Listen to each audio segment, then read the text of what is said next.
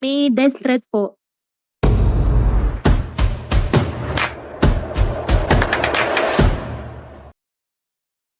May, Para matulungan ka namin.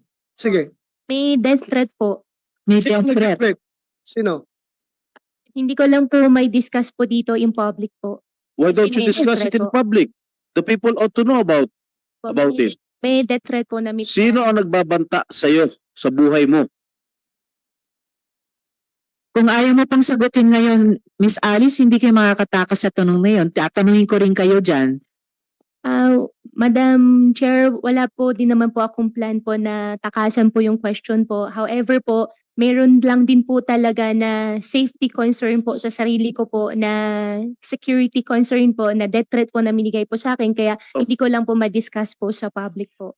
Madam, Yes, Sen. President. Miss Alice, nung nakita kayo ni Secretary Abalos, ang una mo sinabi kay Secretary Abalos, tulungan mo ako, Sec, may death threats ako. Sino ang nagbabanta sa'yo? Sagutin mo na ng maiksi at diretso, Miss Alice. Opo. Sen, pasensya na po, hindi ko kasi masabi po in public. Kasi nga po, may safety problem nga po ako. Madam Chair, that answer is unacceptable as far as... It's unacceptable, Sen. Joel. Pero Parang sasagutin hindi na. ko yung committee sa kanyang safety pag ganun.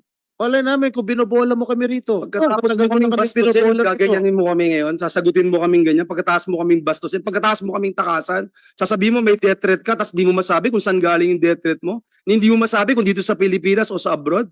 Miss Alice, pinaalalahanan kita, you never raised security concerns to the committee before. Nito na lamang na aresto ka na at ibinalat dito. Tatanungin pa rin talaga kita dun sa sinasabi mong death threats na yan na ngayon lang namin narinig yan. Balikan ko lang muna yung kumbaga prejudicial question para sa amin, yung identity ninyo. You entered the country as Guo Huaping in 2003, correct? Ikaw ay 12 or 13 years old pa lamang noon, correct? Madam Chair, wala po akong record po niyan. Oh, speaking of records, have you ever had a Chinese passport? Ang alam ko po, Madam Chair, Filipino passport po. Filipino passport. Sa pagkaalam namin, nagkaroon ka ng Chinese passport, hindi mo lang ni-renew, nag-lapse yun. So, Alice Guo, alias Guo Huaping, Filipino ka ba? Opo, Filipino po ako, Madam Chair. Madam Chair, Yes, and Lauren, for thank you. one related question. since yung sinabi po nyo, kung meron siyang passport na Philippine passport, sinabi niya meron siya.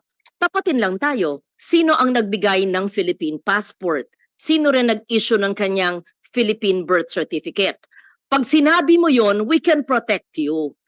Pag sinabi mo yung totoo, paano ka naging Pilipino, paano ka nagkaroon ng passport, then you're answering us properly, we can perhaps protect you. But if you keep on lying to us, you will sink in a web of lies. Hindi ka namin maprotektahan sa mga sindikatong naghahabol sa'yo.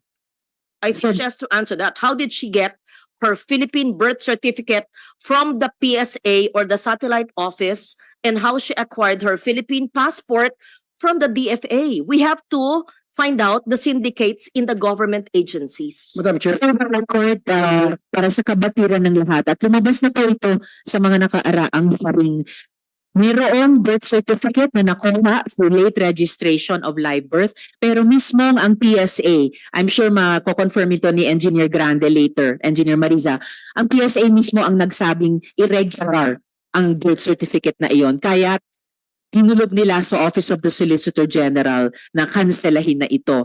But apparently, habang hawak pa yung irregular birth certificate na iyon, nagamit para makakuha ng Filipino passport. Pero sa pagkaalam din ng aming komite, nagkaroon ka, Miss Alice, ng Chinese passport. Kaya sa lahat ng mga tanong na ito so far, bakit ayaw mo sumagot? Wala namang self-incriminating sa mga tanong na ito. You are only being asked, in fact, you are only being asked about your previous answers to the committee. Yung mga previous documents na sinabit mo sa mga bangko na nakuha namin. So please stop being evasive.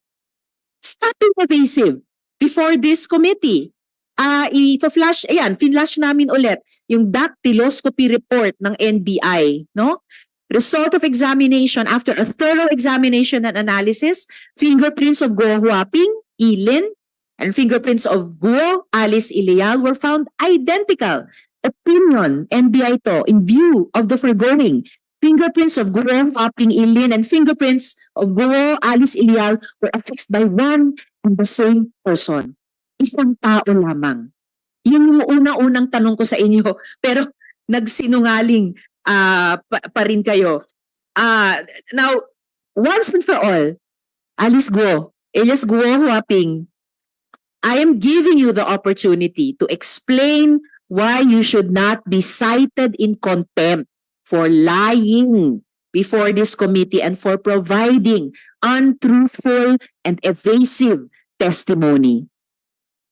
Miss Alice? Madam Chair, lumaki po ako, alam ko po ako ay isang Filipino. 1 minute suspension. Pahingi po sa mga kasama na a quick Madam Chair, Sen. Rafi, if you will allow, I request you and all the colleagues mag 1 minute suspension tayo, a quick discussion sa ating mga senador, kung maaari po. We are suspended for, mabilis lang to sana, Madam Chair. please, Sen. Rafi, and then Related please, to we need to sinabi take ni a 1 minute Lore. suspension. Yes, Sen. Rafi.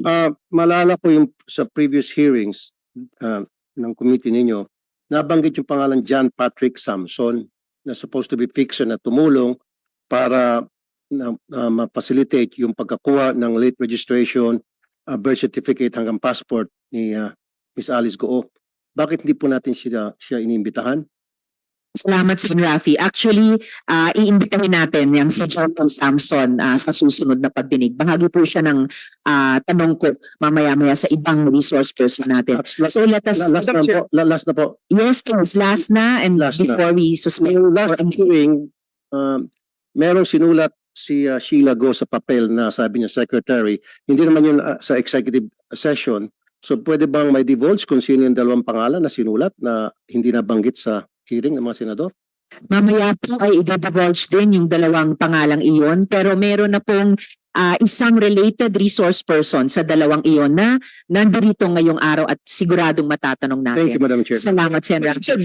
Joel, before we suspend for 1 minute. To suspend the deliberation, and I already anticipating, Madam Chair, what is going to happen when we suspend the deliberation, and I'm just giving one chance again to Alice, Madam Chair, because this will help me decide in the as we suspend the hearing today to talk about your fate as a resource person.